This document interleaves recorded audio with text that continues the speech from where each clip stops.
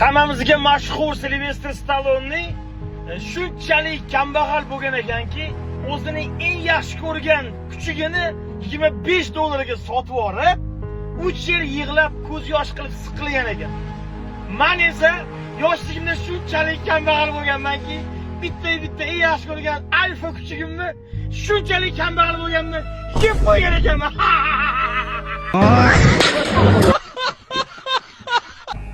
Sizda bo'lsa bir buxankaning ustiga shakar sepib yeb ketish moda bo'lardi. O'sha paytda biz endi uyimizda qornimiz to'yib ovqat yemaganmiz. Qiyinchilik zamonlar edi, endi tan olish kerak. Xullas, bir ko'rasiz, o'qishdan uyga shoshib qorni ochib kelsam, odamlar ko'p olib turardilar hammaga, ichib turardilar. Qarasam, cho'tki sho'rva qilib qo'yibdilar. Sho'rva ichida hamma yo'q, muhayyo yo'q, dahshat.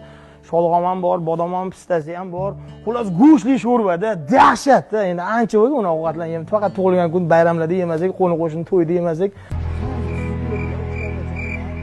Haligini oshalab yeb yotibman, tiyirlab chiqib ketyaptim. Maza qilib buxankalarni botirib, bir kelib qolibmiz deb.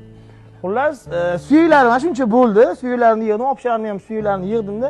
Kuchugimizlashib boshladim. Adam raza bundan ham olyaptilar, sho'rvani ham olyaptilar, u sho'rvani ham olyaptilar, oqidan ham o'zi qilgan sho'rvani ham, xullas, kayflari bor.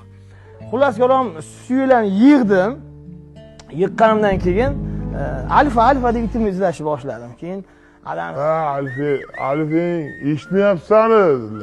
Nima eshitmayman? Alfa deyman. Vafodor yigitim avtobusda maktabga borsam, yo'l yuzida yugurib ketardi-da, yonma-yon. Xullas, alfa desam hech chaqirmay qo'y. O'zing hozir Alfingni yeb o'lding.